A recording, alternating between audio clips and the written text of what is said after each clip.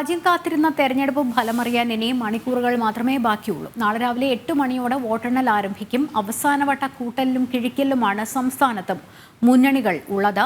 ജിഷ്ണു, എന്തായാലും വലിയ ആത്മവിശ്വാസത്തിലാണ് NDA മുന്നണി ഉള്ളത്. ഒപ്പം തന്നെ NDA മുന്നണി ഒരുപക്ഷെ ഈ എക്സിറ്റ് പോൾ സർവേ ഫലങ്ങളെയെല്ലാം തള്ളിക്കളഞ്ഞുകൊണ്ട് അതിലൊന്നും വിശ്വാസമില്ല എന്ന് പറഞ്ഞ് ഒരു അത്ഭുതം സംഭവിക്കുമോ എന്നറിയാനുള്ള കാത്തിരിപ്പിലാണ്. എങ്ങനെ നോക്കിക്കാണാം ഇനിയിപ്പോൾ 24 മണിക്കൂർ നമുക്ക് പറയണമല്ലോ ഈ തെരഞ്ഞെടുപ്പ് ഫലം അറിയാൻ?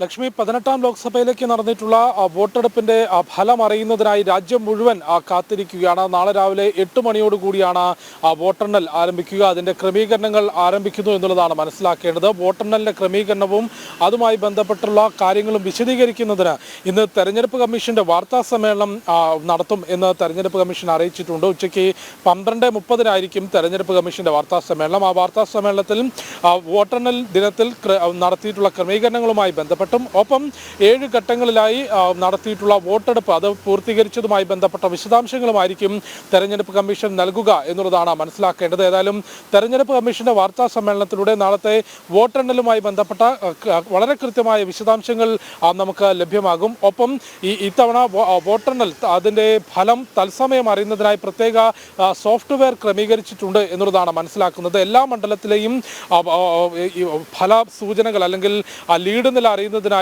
ഒരു സോഫ്റ്റ്വെയർ തയ്യാറാക്കിയിട്ടുണ്ട് എന്നുള്ളത് മനസ്സിലാക്കുന്നു. അത്തരം കാര്യങ്ങളെല്ലാം തന്നെ തെരഞ്ഞെടുപ്പ് കമ്മീഷൻ ഇന്ന് നടത്തുന്ന വാർത്താ സമ്മേളനത്തിൽ അറിയിക്കും. അപ്പം രാഷ്ട്രീയപരമായി പരിശോധിക്കുമ്പോൾ തീർച്ചയായും ലക്ഷ്മി ചൂണ്ടിക്കാട്ടിയതുപോലെ എക്സിറ്റ് പോൾ ഫലങ്ങളിൽ ആത്മവിശ്വാസം അർപ്പിച്ചുകൊണ്ട് അല്ലെങ്കിൽ എക്സിറ്റ് പോളിന് സമാനമായി തന്നെയായിരിക്കും തെരഞ്ഞെടുപ്പ് ഫലം എന്ന തികഞ്ഞ ആത്മവിശ്വാസത്തിലാണ് BJP NDA നേതൃത്വം. അത് തെരഞ്ഞെടുപ്പിന്റെ ഓരോ ഘട്ടത്തിലും BJP നേതൃത്വം വ്യക്തമാക്കുകയും ചെയ്തിരുന്നു. ഭരണ തുടർച്ച എന്നുള്ളതല്ല, എത്രയായിരിക്കും മൂന്നാം മോദി സർക്കാരിൻ്റെ ഭൂരിപക്ഷം എന്നുള്ള ചർച്ചകളായിരിക്കും ദേശീയ രാഷ്ട്രീയത്തിൽ നടക്കുക എന്നുള്ളത് തെരഞ്ഞെടുപ്പിൻ്റെ ആദ്യഘട്ടം മുതൽ അവസാന ഘട്ടം വരെ കേന്ദ്ര ആഭ്യന്തരമന്ത്രി അമിത്ഷായും ഒപ്പം പ്രധാനമന്ത്രി നരേന്ദ്രമോദിയും ഉൾപ്പെടെയുള്ളവർ ഈ ഒരു തരത്തിലായിരുന്നു ആ ചർച്ച കൊണ്ടുവരുന്നത്. എത്ര ഭൂരിപക്ഷം ലഭിക്കും എന്നുള്ളതാണ് ചർച്ച. അതിനപ്പുറത്തേക്ക് മോദി സർക്കാരിന് മൂന്നാം തവണയും അവസരം ലഭിക്കുമോ എന്നുള്ളതൊരു വിഷയമേ അല്ല, അത് ചർച്ച ചെയ്യേണ്ട കാര്യമേ ഇല്ല എന്നുള്ള തരത്തിലായിരുന്നു BJP NDA നേതൃത്വം ആദ്യം മുതൽ തന്നെ തെരഞ്ഞെടുപ്പ് പ്രചാരണ പ്രവർത്തനങ്ങൾ നയിച്ചത്. തെരഞ്ഞെടുപ്പിനെ നേരിട്ടത് ഇപ്പോൾ എക്സിറ്റ് പോളും അത്തരം സൂചനകളാണ് നൽകുന്നത്. എന്നാൽ ഇന്ത്യ മുന്നണിയാകട്ടെ കോൺഗ്രസും പ്രതിപക്ഷ മുന്നണിയും ഇപ്പോഴും വിശ്വാസം അർപ്പിക്കുന്നത് 295ഓളം സീറ്റുകൾ ഈ ഇന്ത്യ മുന്നണിക്ക് ഒന്നാകെ കോൺഗ്രസിനും സമാജ്വാദി പാർട്ടിക്കും മമതാ ബാനർജിക്കും അരവിന്ദ് കെജ്രിവാളിനും അത്തരത്തിൽ മുഴുവൻ ഇന്ത്യ മുന്നണിക്കും കൂടെ 295ലധികം സീറ്റുകളിലേക്ക് ലഭിക്കുമെന്ന വലിയ ആത്മവിശ്വാസമാണ് ഇന്ത്യ മുന്നണി നേതാക്കൾ പങ്കുവെക്കുന്നത്. ഈ എക്സിറ്റ് പോൾ ഫലങ്ങളിൽ അല്ലെങ്കിൽ എക്സിറ്റ് പോൾ സൂചനകളിൽ വിശ്വാസമില്ല എന്നും അതെല്ലാം തന്നെ BJPയുടെ അല്ലെങ്കിൽ മോദി സർക്കാരിന്റെ സ്വാധീനം ഉപയോഗിച്ചുകൊണ്ടാണ് ഇത്തരത്തിലുള്ള എക്സിറ്റ് പോളുകൾ പുറത്തു വന്നത് എന്ന ആരോപണമായിരുന്നു ഇന്ത്യ മുന്നണി നേതാക്കൾ രാഹുൽ ഉൾപ്പെടെയുള്ള നേതാക്കൾ മുൻപോട്ട് വെച്ചിട്ടുള്ളത്. ഏതായാലും അത്തരം ആരോപണങ്ങൾക്കും ആശങ്കകൾക്കും ആത്മവിശ്വാസത്തിനുമെല്ലാം തന്നെ തികച്ചും 24 മണിക്കൂർ മാത്രമാണ് ഇനി ആയുസുള്ളത്. അതിനുശേഷം യഥാർത്ഥത്തിൽ രാജ്യത്തിന്റെ ജനങ്ങൾ ആർക്കൊപ്പം നിന്നു എന്നറിയാൻ നാളെ രാവിലെ 8 മണിയോടുകൂടി തന്നെ വോട്ടെണ്ണൽ ആരംഭിക്കും. അതിന്റെ ക്രമീകരണങ്ങൾ തെരഞ്ഞെടുപ്പ് കമ്മീഷൻ ആരംഭിച്ചിട്ടുണ്ട്. ജിഷ്ണു, നമുക്കറിയാം, കാരണം പ്രധാനമന്ത്രി ഇപ്പോഴും കർമ്മനിരതനാണ്. ഇപ്പോൾ എക്സിറ്റ് പോൾ ഫലങ്ങൾ വന്നതോടുകൂടി നമ്മൾ നേരത്തെ പറഞ്ഞതുപോലെയാണ് BJP ക്യാമ്പ് NDA ക്യാമ്പ് വലിയ ആത്മവിശ്വാസത്തിലാണെങ്കിൽ പോലും അദ്ദേഹം കഴിഞ്ഞ ദിവസം ഒരു സുപ്രധാന യോഗത്തിന് നേതൃത്വം നൽകിയല്ലോ. ഈ റുമാൽ ചുഴലിക്കാറ്റിനെ തുടർന്നുണ്ടായ സംഭവവികാസങ്ങൾ, പ്രകൃതി ദുരന്തങ്ങൾ നേരിടാൻ വേണ്ടിയുള്ള കർമ്മ പരിപാടികൾ, ഉഷ്ണതരംഗം ഉത്തരേന്ത്യയിൽ ആഞ്ഞടിക്കുന്ന ഒരു സാഹചര്യമുണ്ട്, ഇനിയും കുറച്ച് ദിവസം കൂടി തുടരും എന്നൊക്കെ. അതിനെയൊക്കെ നേരിടാൻ കൂടാതെ പുതിയ സർക്കാർ സത്യപ്രതിജ്ഞ ചെയ്തതിന് ശേഷം ആദ്യത്തെ 100 ദിവസത്തെ അജണ്ട അവലോകനം ചെയ്യുന്നതിന് കർമ്മ പരിപാടികൾ അതിൻ്റെ പദ്ധതി തയ്യാറാക്കുന്നതിനായി കൂടിയിട്ട് അത്തരത്തിലുള്ള ഒരു യോഗം അതും ഒരു അജണ്ടയാക്കി വെച്ചു എന്നുള്ളത് എത്രത്തോളം ആത്മവിശ്വാസം കൂട്ടുന്നുണ്ട് എന്നുള്ളതാണ് BJP ക്യാമ്പിന്.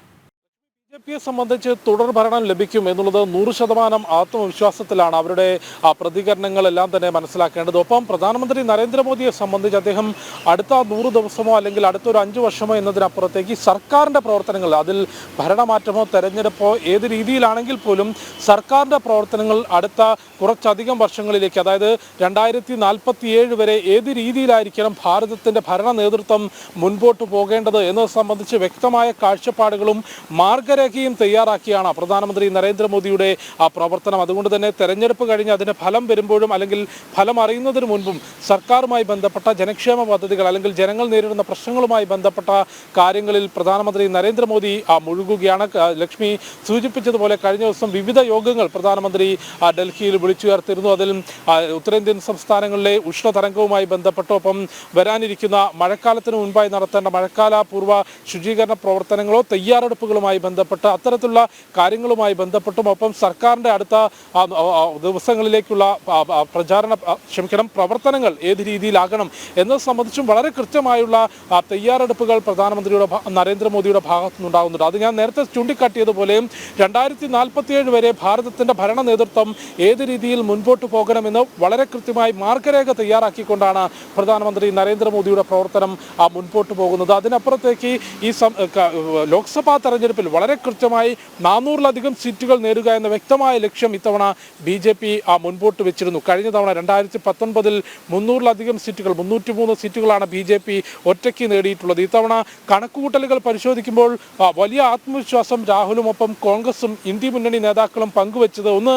ഉത്തരേന്ത്യൻ സംസ്ഥാനങ്ങളിൽ ഡൽഹിയിലും ഹരിയാനയിലും രാജസ്ഥാനിലും ജാർഖണ്ഡിലും എല്ലാം തന്നെ BJPക്ക് സീറ്റുകൾ കുറയും.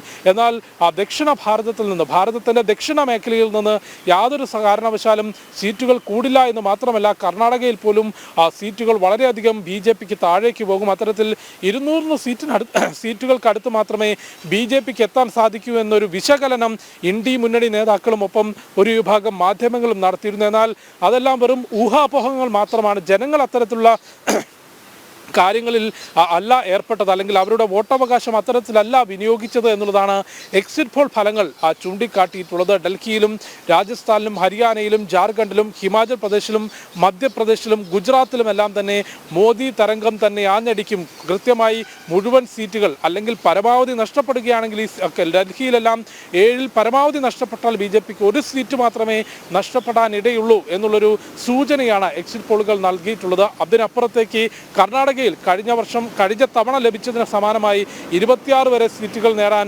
BJPക്ക് സാധിക്കും. ഒപ്പം ആന്ധ്രാപ്രദേശിലും തെലങ്കാനയിലും വൻ രീതിയിൽ അടിച്ചു കയറുമ്പോൾ തമിഴ്നാട്ടിലും കേരളത്തിലും BJP അക്കൗണ്ട് തുറന്നുകൊണ്ട് 3 മുതൽ അല്ലെങ്കിൽ 4 വരെ സീറ്റുകൾ നേടും എന്നുള്ളതും എക്സിറ്റ് പോളുകൾ ചൂണ്ടിക്കാട്ടുന്നു. അതായത് ഉത്തരേന്ത്യൻ സംസ്ഥാനങ്ങളിൽ വളരെ കൃത്യമായി നിലവിലെ സീറ്റുകൾ നിലനിർത്തുന്നതോടൊപ്പം തന്നെ ഭാരതത്തിൻ്റെ ദക്ഷിണ മേഖലയിലും കൂടുതൽ സീറ്റുകൾ നേടിയെടുത്തുകൊണ്ട് കൂടുതൽ മണ്ഡലങ്ങളിൽ താമര വിരിയിച്ചുകൊണ്ട് ഭാരതത്തിലുടനീളം ഒരു മോദി തരംഗം 2024-ലും ഉണ്ടാകും എന്നുള്ള സൂചനകളാണ് എക്സിറ്റ് പോളുകൾ നൽകിയിട്ടുള്ളത്. ആ എക്സിറ്റ് പോളുകൾക്ക് സമാനമായ തെരഞ്ഞെടുപ്പ് ഫലത്തിന് വേണ്ടിയുള്ള കാത്തിരിപ്പിലാണ് BJP നേതൃത്വം. അത്തരത്തിലൊരു ഫലം വരുന്നതിന് വളരെ കൃത്യമായി ദേശീയ രാഷ്ട്രീയത്തിൽ രാഷ്ട്രീയ നിരീക്ഷകർ ചൂണ്ടിക്കാട്ടുന്നത് ഒന്ന്, കഴിഞ്ഞ 10 വർഷമായിട്ടും യാതൊരു തരത്തിലും ഭരണവിരുദ്ധ വികാരം ജനങ്ങൾക്കിടയിൽ ഉണ്ടായിട്ടില്ല. മോദി സർക്കാരിനെതിരെ അത്ര ശക്തമായൊരു ഭരണവിരുദ്ധ വികാരം, ഏതെങ്കിലും തരത്തിൽ അഴിമതി ആരോപണങ്ങളോ അത്തരത്തിലൊരു തരത്തിലും ജനങ്ങൾക്ക് മടുക്കുന്ന രീതിയിലേക്ക് മോദി സർക്കാർ എത്തിയിട്ടില്ല. രണ്ടാമത്തെ ഘടകം,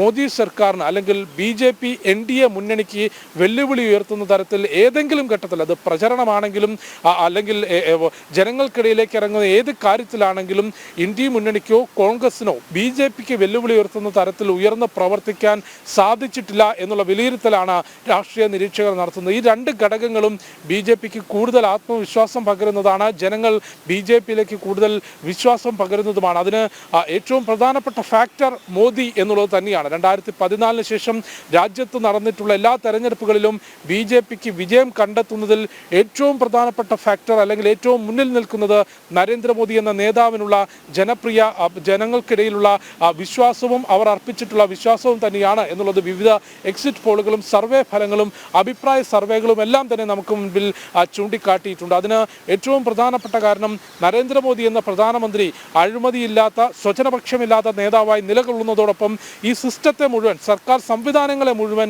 അഴിമതിരഹിതമായി കമ്മീഷനുകളില്ലാതെ ജനക്ഷേമ പദ്ധതികളുടെ വിഹിതം നേരിട്ട് ജനങ്ങളിലേക്ക് എത്തിക്കുന്നതിനും സർക്കാർ സംവിധാനങ്ങളിൽ നിന്ന് അഴിമതി തുടച്ചു മാറ്റാനും നരേന്ദ്രമോദിക്ക് സാധിച്ചു എന്ന വിശ്വാസം ഇന്ന് നിലവിൽ ഭാരതത്തിലെ ജനങ്ങൾക്കിടയിൽ ഉണ്ട് എന്നുള്ളത് തന്നെയാണ് രാഷ്ട്രീയ നിരീക്ഷകർ വിലയിരുത്തുന്നത്. അതുകൊണ്ട് 2024-ലും മോദി തുടർഭരണം നേടും എന്നുള്ളൊരു വിലയിരുത്തൽ ഇതിനോടകം തന്നെ, അത് എക്സിറ്റ് പോൾ പോൾ ഫലം വരുന്നതിന് മുൻപേ തന്നെ അത്തരത്തിലൊരു വിലയിരുത്തൽ ദേശീയ രാഷ്ട്രീയത്തിലുണ്ട്. പക്ഷേ വോട്ടെടുപ്പിന്റെ 4, 5, 6 ഘട്ടങ്ങൾ, അതായത് റായ്ബറേലിയിൽ രാഹുൽ മത്സരിക്കാനെത്തുന്നു.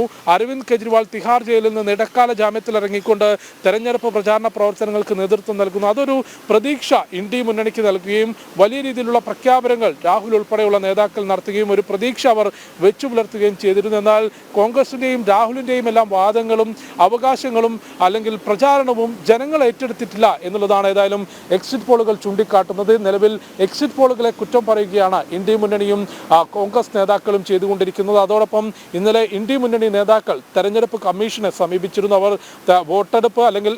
വോട്ട് എണ്ണൽ ഫലപ്രഖ്യാപനം വളരെ സുതാര്യമാക്കണം, ഒപ്പം പോസ്റ്റൽ വോട്ടുകൾ ആദ്യം എണ്ണണം എന്നൊരു നിർദ്ദേശം അല്ലെങ്കിൽ അത്തരത്തിലൊരു ആവശ്യം തെരഞ്ഞെടുപ്പ് കമ്മീഷനേക്ക് മുൻപിൽ വെച്ചുകൊണ്ടൊരു കത്ത് നൽകുകയും ചെയ്തിരുന്നു. 2019 വരെ ലോക്സഭാ തെരഞ്ഞെടുപ്പിൽ ആദ്യം 8 മണിക്ക് വോട്ടെണ്ണൽ ആരംഭിക്കുമ്പോൾ പോസ്റ്റൽ വോട്ടുകൾ എണ്ണും, പിന്നീട് വോട്ടിംഗ് യന്ത്രത്തിലെ വോട്ടുകളായിരുന്നു എണ്ണുന്നത്. എന്നാൽ 2019 ശേഷം അതിലൊരു മാറ്റം വരുത്താൻ തെരഞ്ഞെടുപ്പ് കമ്മീഷൻ തീരുമാനിക്കുകയും ഈ EVM വോട്ടുകൾ തന്നെ ആദ്യം എണ്ണാം എന്നുള്ളൊരു തീരുമാനത്തിലേക്ക് എത്തുകയും ചെയ്തിരുന്നു. അതിൻ പ്രകാരമായിരിക്കും ഇത്തവണ 2024 പൊതു തെരഞ്ഞെടുപ്പിലെ വോട്ടെണ്ണൽ ക്രമീകരണങ്ങൾ നടക്കുക എന്നുള്ളതാണ് നമുക്ക് ഇപ്പോൾ മനസ്സിലാക്കാൻ സാധിക്കുന്നത്. അത് സംബന്ധിച്ചൊരു കൃത്യമായ വിവരങ്ങൾ ഏതായാലും ഉച്ചയ്ക്ക് 12:30 നടക്കുന്ന വാർത്താ സമ്മേളനം തെരഞ്ഞെടുപ്പ് കമ്മീഷൻ ചൂണ്ടിക്കാട്ടുന്നുണ്ടാകും. ഒപ്പം ഇന്നലെ ഈ പോസ്റ്റൽ ബാലറ്റുകൾ എണ്ണി തീർക്കുക എന്ന ആവശ്യം എന്തായാലും തെരഞ്ഞെടുപ്പ് കമ്മീഷൻ തള്ളിയത് പ്രായോഗികമല്ല, ക്രമക്കേടുകൾ നടക്കാൻ ഒരു സാധ്യതയുമില്ല എന്ന് തെരഞ്ഞെടുപ്പ് കമ്മീഷൻ അറിയിച്ചിട്ടുണ്ട്. അതും ഒക്കെയായിട്ട് ബന്ധപ്പെട്ടുള്ള ക്രമീകരണങ്ങളുടെ വിലയിരുത്തലുകൾ അല്ലെങ്കിൽ നിർദ്ദേശങ്ങൾ ഇന്ന്